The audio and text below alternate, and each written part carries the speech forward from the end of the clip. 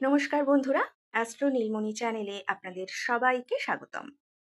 আজকে আমরা কৃত্তিকা নক্ষত্রের জাতক জাতিকাদের নিয়ে আলোচনা করব।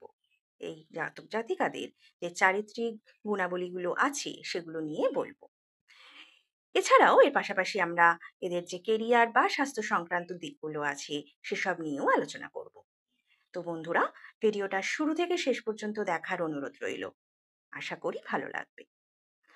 তো প্রথমে আমরা কৃত্তিকা নক্ষত্র কি সেই ব্যাপারটা একটু জানি।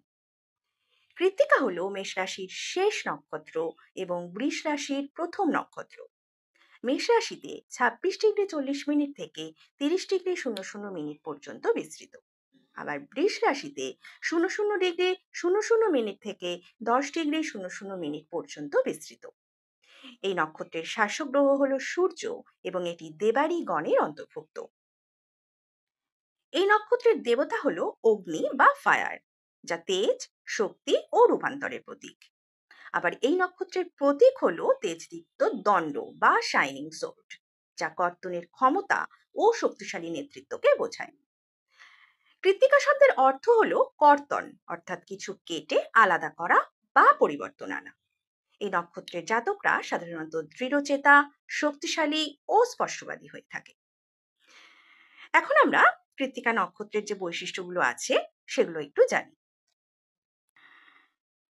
এই জাতকরা নিজের জীবন ও কেরিয়ার নিয়ে খুব সচেতন এবং আশাবাদী। শক্তিশালী ব্যক্তিত্বের অধিকারী হওয়ায় অন্যদের উপর এরা খুব সহজেই প্রভাব বিস্তার করতে পারে।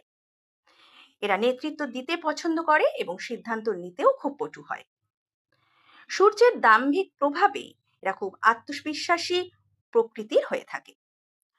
অন্যদের ভালো উপদেশ এরা দিতে পারে, কিন্তু নিজের ব্যাপারে ভুল বুঝতে এদের অনেকটাই দেরি হয়ে যায়।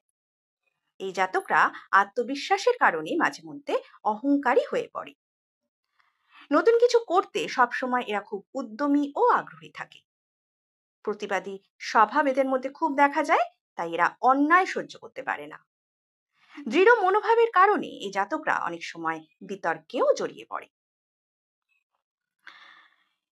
এবার আমরা এই জাতক জাতিকাদের শারীরিক ও স্বাস্থ্য বিষয়ক যে দিকগুলো আছে, মানে কি রোগ এদের হতে পারে, সেই ব্যাপারটা একটুখানি দেখে নিই। এই নক্ষত্রের সঙ্গে মাথা, চোখ, ব্রেন ও দৃষ্টি সংক্রান্ত বিষয় জড়িত। এর ফলে যে সম্ভাব্য রোগগুলো এই জাতক জাতিকাদের হতে পারে সেগুলো হলো অতিরিক্ত জ্বর, ম্যালেরিয়া, বসন্ত, ব্রেন সংক্রান্ত রোগ যেরকম সেরিব্রাল মেনিনজাইটিস, ফাইলেরিয়া। এছাড়াও এই জাতক জাতিকাদের মধ্যে সাধারণত ছোটখাটো দুর্ঘটনা, কাটাছেঁড়া, চোট বা আঘাতের সম্ভাবনা বেশি দেখা যায়। এছাড়াও ব্রণ, গলার সমস্যা, টনসিল বা চোখের রোগ, এইসব রোগ হওয়ার সম্ভাবনা রয়েছে। এবার আমরা এই জাতক জাতিকাদের যে পেশা ও কেরিয়ার যে দিকটা রয়েছে আর কি, সেই দিকটা আলোচনা করব। মানে কোন কেরিয়ার এদের জন্য সুইটেবল বা কোন প্রফেশনে যুক্ত থেকে এরা নিজেদেরকে উন্নতি করতে পারবে, সেই ব্যাপারটাই একটু আলোচনা করব। কৃত্তিকা নক্ষত্রের জাতকরা সাধারণত শক্তি, প্রশাসন ও প্রযুক্তি সংক্রান্ত কাজে সফল হয়ে থাকে।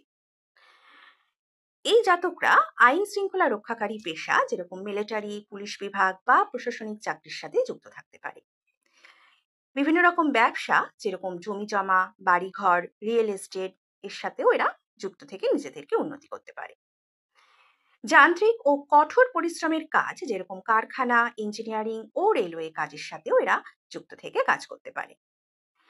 এর পাশাপাশি এরা চিকিৎসা ও গবেষণার কাজও করে থাকে, যেরকম মেডিকেল, সার্জিক্যাল বা কেমিক্যাল ইন্ডাস্ট্রি, এর সাথেও এরা যুক্ত থাকে। ধাতু ও শক্তি নির্ভর যে শিল্পগুলো হয় যেরকম লোহা, ইস্পাত ও অস্ত্র সংক্রান্ত কাজ, এর সাথেও এই জাতক জাতিকারা যুক্ত থেকে কাজে সফল হতে পারে।